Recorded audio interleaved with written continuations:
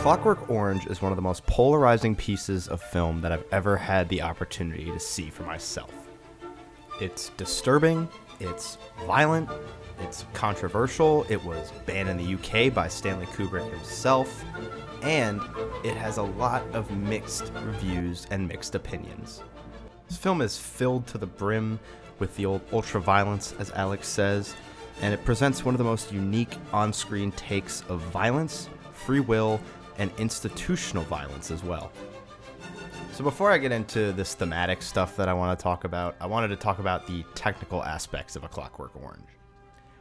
I absolutely love the set design in this film. It's incredibly intricate and incredibly vast, and they create this utopian world, and it just feels so real and so engrossing, as well as feeling lived in, and like there's people there, and it's inhabited, and it's populated, and it's one of my favorite aspects of this movie.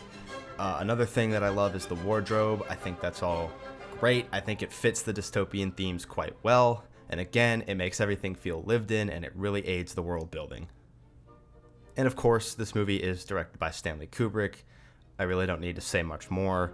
The cinematography and the visuals are all stunning to look at, and there's so many great shots in this movie as well. So, moving on to more thematic stuff, I wanted to talk about this film's depictions of violence.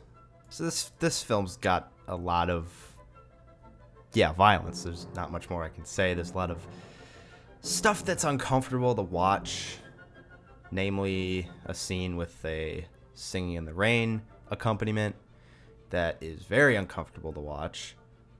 Again, that is entirely the point.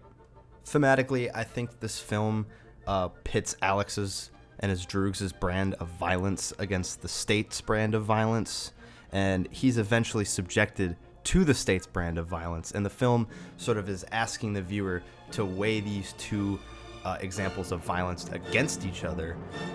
This film also presents numerous questions like, why are we as filmgoers and humans, honestly, so inherently drawn to depictions of violence? Why is state-sponsored violence met without the same reprimand that Alex receives? And why are British people so damn violent and evil?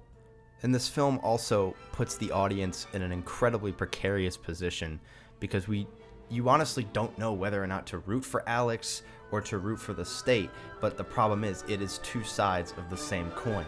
Both are going to be incredibly violent towards one another. It's just, which side do you take, is the real question this film asks. You know, we the viewer, we want Alex to get his comeuppance for all the terrible things that he's done, but at the same time, we're unaware that this comeuppance can only come in the form of more violence. The only difference between this violence and Alex's form of violence is that it's mandated by a higher power, likely the Queen of England. Moving on into the movie, I really love the aspect of Alex's former Droogs becoming police officers, again, showing that this state-sponsored violence is acceptable when they're the ones doing it. And it still rings true today. There's young men that need an outlet for violent impulses sometimes turn to law enforcement positions or the military to let those out. And the government in this movie has no problem with taking on two former criminals to enforce its own violence.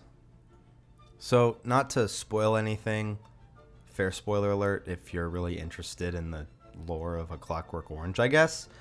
Spoiler alert, Alex becomes cured, air quotes, heavy air quotes actually, by the end of this film, but not in the way you would expect.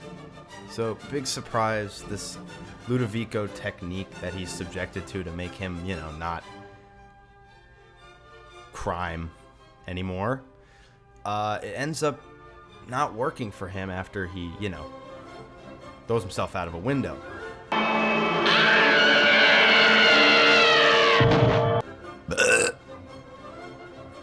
Sorry.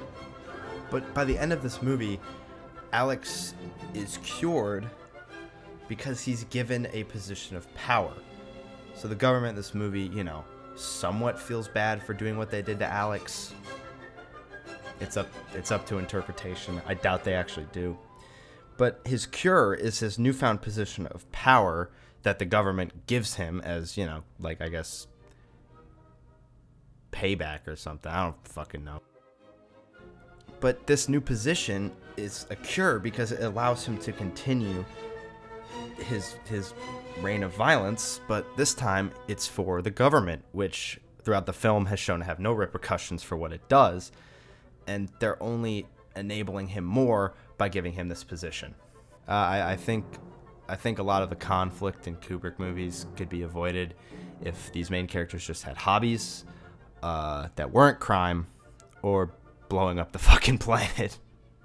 I think, in conclusion, this film is classic Stanley Kubrick at his best, and also at his most controversial and most polarizing, but still, all in all, just an incredible, incredible film that I recommend you watch. Fair warning, a lot goes down. That's not exactly savory, but 4 out of 5, nonetheless.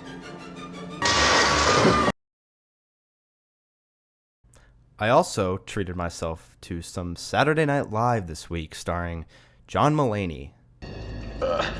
Get me up. I want to be sick. Get something for me to be sick in. I wasn't a fan. Stop it, please, I beg you!